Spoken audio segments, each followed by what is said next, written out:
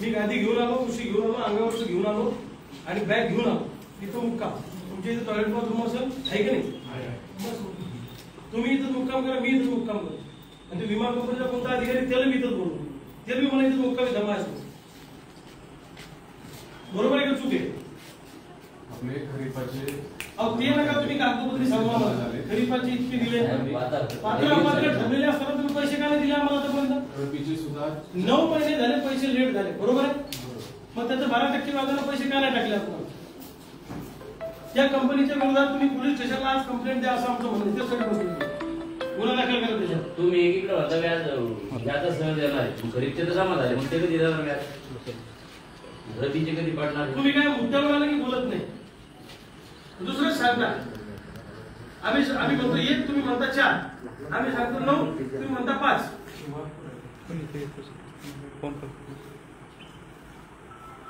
तुम्ही का तारखा घेऊन आले त्या लोकांकडून? ते देत नाही पैसे, तुम्ही त्यांच्यावर कारवाई काय करत नाही?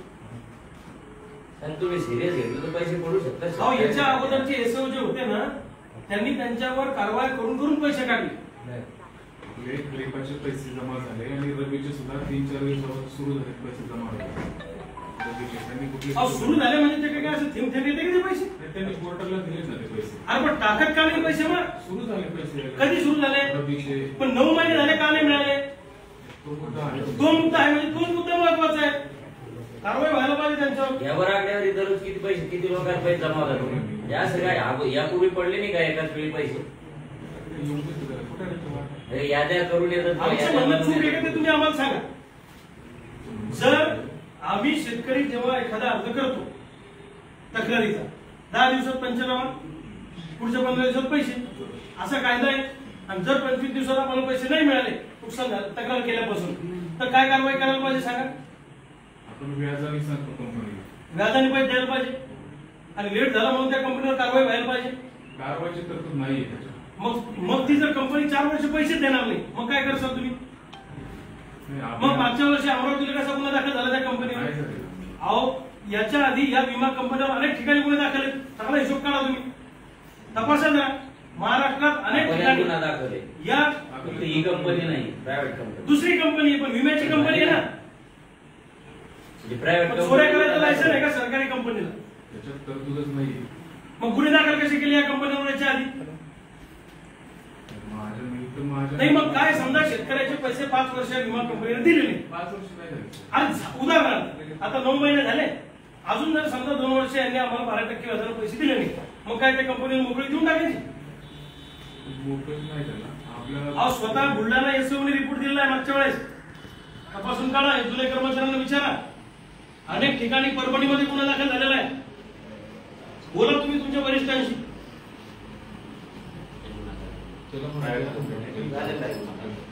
ठीक आहे, हे दाखवा त्यांना, हे दाखवा. हो ठगे साहेब, हे पहा, दाखवा त्यांना. काय कंपनी झाले ना गुन्हे दाखल भरपूर ठिकाणी झाले. मग जोपर्यंत आपण दट्टी देणार नाही त्याला तसं कसं होईल? अहो यापूर्वी झालंय साहेब असं. मागच्या वर्षी आम्हीच होतो ना करायला. महाराष्ट्रामध्ये अनेक ठिकाणी या विमा कंपन्यांवर गुन्हे दाखल केले.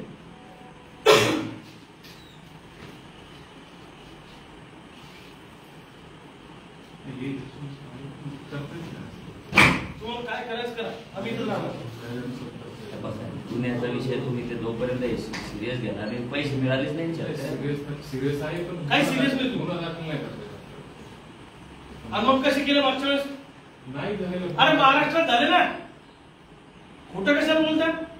महाराष्ट्रात गुन्हे दाखल झाले. मी इथंच मुक्काम करणार आहे, माझं मुक्काम आंदोलन आहे, मी इथंच बसणार. तुम्हाला काय करायचं?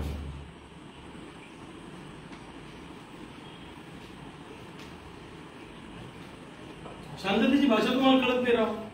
ते उपोषणाच्या दरम्यान मग तुम्ही आम्हाला 15 सप्टेंबरची तारीख सांगितली. तुम्हाला तारीख माहित नसेल आजची. आता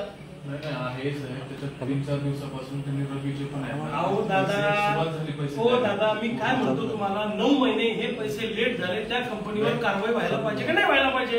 आणि रिजेक्टेड लोकांच्या विम्याचं काय? तुम्हाला आम्ही त्या दिवशी सांगितलं होतं पंचनाम्याचे फॉर्म आणा, दूध का दूध पाणी का पाणी करा, केलं का तुम्ही? रबीचे जे आहेत रबीचे त्यांनी रिजेक्टेडचे सुद्धा पैसे टाकायला सुरुवात केली. कुठे केली राजा हो?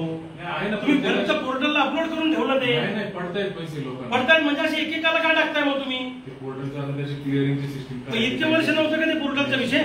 इतके वर्ष कसे सगळे एका वेळी पैसे येत होते शेतकऱ्यांना? आणि नुकसान तुम्ही ते पंचनाम्याचे कागद घ्या कंपनीकडून सगळे, दाखवा आम्हाला इथं आता. मी त्या दिवशी नावाने म्हटलं मला आणि आम्ही द्यायचे का नावाने? आम्ही कसं काय नावं देणार? जिथं अडचणी नसतात. अहो अडचणीचा विषय नाही, सगळे पंचनाम्याचे कागद त्या कंपनीकडून तुम्ही जमा करायला दिलेत ना शेतकऱ्यांची. तुम्ही का नाही घेऊ शकत? एक्झिक्युशनची जबाबदारी तुमची आहे, आम्ही नावं द्यायची तुम्हाला? तुम्ही काय अंडे उपायचे का इथे बसून? एवढं तपासणं शक्य होणार नाही. का होईल? का होणार नाही? किती लोक त्या पंचनाम्याचे फॉर्म हे तुमच्याकडेच पाहिजे, तुम्ही घेतले पाहिजे. आम्ही ठेवायला पाहिजे ते. तुमच्या कृषी सहायकाच्या सह्या नसताना त्यांनी खोटे पंचनामे केले, मोकळीक देता त्याला तुम्ही विमा कंपनीला? आहे का तुमच्या लोकांच्या सह्या त्याच्यावर? तुम्हाला तरी माहिती आहे का? माहिती तिथं पण प्रकार त्या प्रकारात आपण असं म्हटलं की कृषी सहायकाच्या सह्या नसतील तर आम्ही जे पंचनामे करतो. अरे म्हणायला काय अर्थ आहे? ते पंचनामे पाहिल्याशिवाय कसं कळलं तुम्हाला? माझं काय म्हणणं आहे की जोपर्यंत तुम्ही पंचनामे बघत नाही आणि एवढे पंचनामे पाहायला शक्य नाही, अन्याय नाही होणार का लोकांवर? समजा विनायकचं नुकसान जास्त आहे, त्याला कमी पैसे आले, कसं कळणार आपल्याला? कळणार कसं?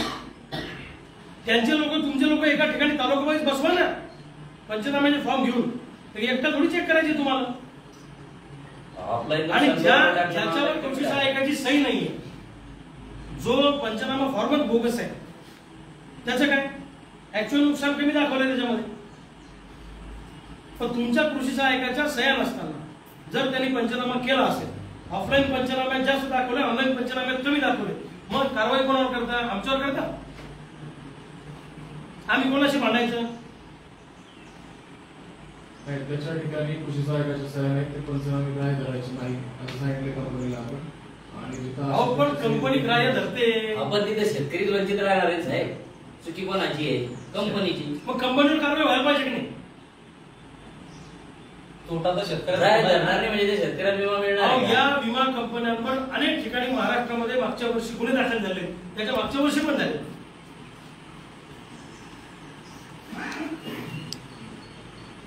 तुम्ही मुखम बोलून मोकळं होता. जरा वरिष्ठांशी बोला, जरा तज्ञ लोकांशी बोला या क्षेत्रातल्या, ज्यांना कळतं यातल्या. मला मागच्या वर्षी कुठे कुठे गुन्हे दाखल झाले, त्याच्या मागच्या वर्षी कुठे कुठे गुन्हे दाखल झाले असतील, पण साहेब तसं करता येत नाही. अरे झाले असतील म्हणजे जे दाखल केले ते चुकीचे आहे का? नियमात नाही. म्हणजे सरकार चुकीचं वागलंय? सरकार नाही, नियमात नाही. सरकार चुकीचं वागलंय मागच्या वर्षी? नियमात नाही सर, सरकार चुकीचं वागलंय. ज्या कंपन्यांवर गुन्हे दाखल केले ती कारवाई चुकीची आहे. मी तसं म्हणत नाही साहेब. अरे तसंच म्हणताय ना तुम्ही. फक्त माझ्या बाबतीत सांगतोय की असं करता येत नाही. मला मग हे जे चाललंय ते चालू द्यायचं. बरं साहेब, मागच्या वर्षी 57 कोटी तुम्हाला ढगे साहेब, तुम्ही असं आरोग्यांशी मध्ये बोलू नका.